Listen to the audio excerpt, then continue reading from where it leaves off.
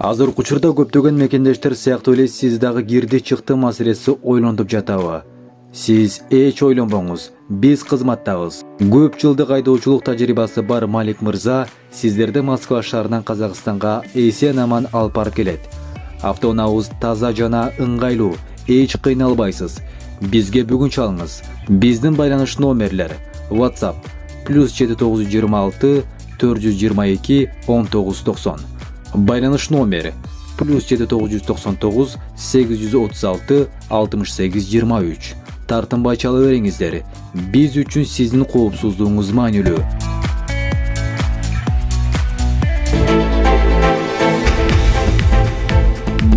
Кыргыз Республикасынын президенти Садыр Жапаров бүгүн 9 ноябрда Франциянын ири мамлекеттик энергетикалык компаниясы Electricité de France'тын аткаруучу директору Беатрис Бюфонду кабыл алды. Кызматташтыктын келечеги инвестициялуу, энергетика жана энергиянын кайра жаралуучу булактары тармактарында биргелешкен долбоорлорду ишке ашыруу жөнүндө пикир алмашуу болду. Мамлекет башчысы жашыл экономиканы өнүктүрүү сыяктуу республика үчүн маанилүү багытта кызматташтыкка кызыгуусу жана ниети үчүн компания өкүлдөрүнө ыраазычылык билдирди. Энергетика тармагын ийгиликтүү жана туруктуу өнүктүрүү маселеси өлкө үчүн абдан актуалдуу.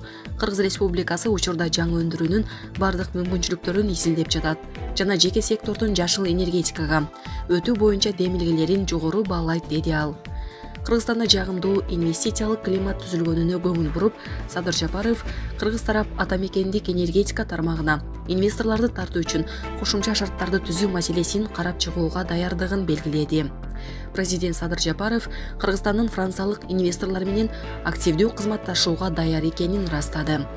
Беатрис Бюфон жылуу кабыл алуу жана меймандостук үчүн ыраазычылык билдирип, учурда дүйнөнүн 30 өлкөсүндө гидроэнергетика тармагында иш алып барган Electricité de France компаниясынын ишмердүүлүгү жөнүндө айтып берди. Ал француз ишканасы Кыргызстандын гидроэнергетика тармагына инвестиция салууга кызыктар экенин билдирип, компания өзүнүн тажрыйбасын колдонууга ниеттенип жатканын жана долбоорлоого биргелешип инвестициялоо мүмкүнчүлүгүн карап чыгууга даяр экенин белгиледи. Биз узак мөөнөттүү кызматташууга умтулабыз деп сөзүн жыйынтыктады Беатрис Бюфон. Булак президент кежи. Прокуратура Ички иштер министрлигинин жооптуу адамдары машыгуунун акчасын жеп койгон. Ички иштер министрлигинин ички аскерлердин жооптуу кызмат адамдары бюджеттик каражатты кымырып алып, мыйзамсыз иштерди жасап, анын кесепетинен мамлекетке 1 миллион сомдон ашык зыян келтирген. Бул тууралуу Башкы прокуратуранын маалымат кызматынан билдирди. 2022 жылдын июнь айында машыгуу өткөрүүгө керектелчү материалдык баалуулуктарды сатып алууда Ички иштер министрлигинин ички аскерлердин жооптуу кызмат адамдары документтерди жасалмалаган.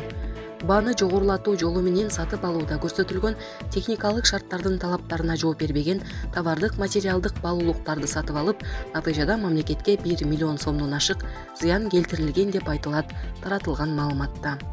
Бул факты боюнча Аскер прокуратурасы кылмыш жаза кодексинин 337 беренеси кызмат абалын кыянаттык менен пайдалануу, 346 беренеси документтерди жасалмалоо жана 210 беренеси ишенип берилген мүлктү ыйгарып алуу же коротуу менен кылмыш иши козголуп, тергөө жүргүзүлүп жатканы айтылды. Булак Спутник кежи. Путин Донбасска качан барат? Орусиянын президенти Владимир Путин Донбасска барат. Бирок азырынча мындай сапардын конкреттүү планы жок. Бул тууралуу бүгүн 9 ноябрда өлкө башчынын басма сөз катчысы Дмитрий Песков журналисттерге билдирди.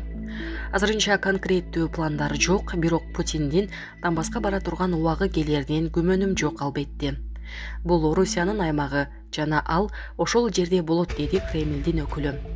Орус президентинин Индонезиядагы чоң жыйырмалыктын жыйынына катышуусуна токтолгон Песков Кремлдин түрдүү форматтарды талкуулоону уланта турганын айтты. Кошумчалай кетсек, Кремлдин өкүлү Москва 8 ноябрдагы АКШ конгрессине болгон орто мөөнөттүү шайлоонун жыйынтыгын талдап жатканын белгиледи. Барын таштап, карап калдык деп айтууга болбойт. Бизде жумуш көп, алар биз үчүн маанилүү. Бирок албетте биз келген маалыматтарды кылдаттык менен талдап жатабыз, дейт Песков. Анын пикиринде АКШ конгрессине шайлоо орус-америкалык мамилелерге эч кандай таасир этпейт. Мамиле азырынча начар бойдон кала берет. Булак Назар Ньюс кежи. Маск өзүнүн Tesla акцияларынын бир бөлүгүн сатты. Tesla компаниясынын башкы директору Илон Маск Twitter'ди 44 миллиард долларга сатып алгандан бир нече күн өткөндөн кийин электр унаа өндүрүүчүнүн 3,95 миллиард долларлык акциясын сатты. Бул тууралуу Рейтер агенттиги жазып чыкты. АКШнын баалуу кагаздары жана биржалар боюнча комиссиясы жарыялаган документке ылайык Тесланын акциялары арзагандагандан кийин ишкердин байлыгы 200 миллиард доллардан да азайган.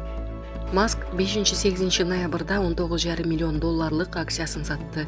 Reuters маалыматына ылайык акыркы акция сатылгандан кийин Масктын Tesladагы үлүшү болжол менен 14% түзгөн. Миллиардер акцияларын кандай максатта сатканын ачыклаган жок. Акыркы селов талдоочулар Маск Twitter келишимдин каржылоо үчүн Тесланын кошумча акцияларын сатат деп күткөн учурга туш келди. Дүйнөнүн эң бай адамы Маск апрель айында Тесланын акцияларын сатканын билдирген. Ошентсе да ал август айында дагы 6,9 миллиард долларлык Tesla акциясын сатууну улантты. Бул сатуудан түшкөн каражаттар социалдык медиа платформасын сатып алууга жумшалган. Дүйнөнүн эң бай адамы Tesladагы үлүшүнүн бир бөлүгүн сатып, өткөн жылы жасаган сатууларына кошумчалагандан кийин 20 миллиард доллар накталай акчага ээ болду. Кошумчалай кетсек, Маск Twitter'ди сатып алуу үчүн кошумча 2-3 миллиард доллар чогултушу керек болчу. Tesla акциялары базар баасынын дээрлик жарымын жоготту. Ушул жылдын апрель айында Маск Twitter'ди сатып алууну каалаганын билдирген. Ошондон бери Tesla 70 миллиард доллар жоготкон. Бул Маск Twitter'ди сатып алгандан дээрлик 2 эсе көп. Маск өткөн аптада Twitter'деги сатып алууну аяктап, платформаны капиталдык оңдоону жарыялаган. Аларга жумушчу күчүнүн жарымын кыскартуу жана көк чек белгилери үчүн төлөө планы кирет. Маск эгер компания жумушчуларынын жарымын иштен кетирсе, күнүнө 4 миллион евро үнөмдөп турганын айтты.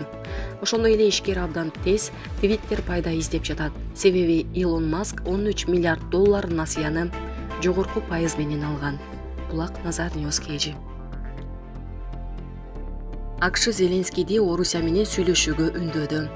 Украина президенти Владимир Зеленскийдин Владимир Путин президент болуп турган учурда РФ менен сүйлөшүүгө болбойт деген позициясын өзгөртүүгө АКШ түрттү. Бул тууралуу Политика басылмасы кырдаалды жакшы билген эки маалымат булагына таянып жазган. Батыш ШМКларынын Киев Россия менен диалогко түрткү берди деген маалыматтардан кийин шейшемби күнү Зеленский Украинанын диалогдун башталышы үчүн койгон шарттарын атады. Анын айтымына караганда булар аймактык бүтүндүктү калыбына келтирүү, буунун уставын урматтоо, бардык чыгымдарды ордуна коюу, согуштук ар бир кызматкерди жазалоо жана анын кайталанбашына кепилдик берүү. Зеленский муну менен катар улуттук коопсуздук жана коргонуу кеңештин Россия президенти Владимир Путин менен сүйлөшүүлөрдү жүргүзбөө боюнча чечимин турмушка ашыруу үчүн жарлыкка кол койгон. Андан сырткары Украина Путин президент болуп турганда эч кандай сүйлөшүүлөр болбойт деген кептер болгон. Россия президентинин маалымат катчысы Дмитрий Песков Россия Украина менен сүйлөшүү үчүн ачык экендигин, бирок учурда аны улантууга мүмкүнчүлүк жоктугун, ага жогорку чечимден чыккандыгы себеп болорун айткан. Маалымат булактарынын кабарына караганда Зеленскийдин жаңы позициясы, жумшартып айтканда, АКШнын президенти Джозеф Байдендин администрациясынын акырын жасалган түрткөсү. Басылма Зеленский Москвага койгон шарттарын жар салып жатканда Путин менен сүйлөшүүгө болбойт деген жарлыгы туурасында ооз ачкандай эмес. Маалымат булактарынын биринин айтымында Зеленскийдин позициясы Киевке АКШ президентинин улуттук коопсуздук боюнча кеңешчиси Джейк Салливан келип кеткенден кийин өзгөргөн. Анткени менен Байдендин администрациясынын атат албаган жогорку деңгээлдеги өкүлү америкалык расмий адамдар Зеленский жана анын жардамчыларына позициясын өзгөртүү туурасында түз айтпагандыгын, бирок Киев согушту акылга келип жана сүйлөшүү менен аяктоого даяр экендигин көрсөтүшү керектигин кыйыткан. Булак Назар Ньюскейджи.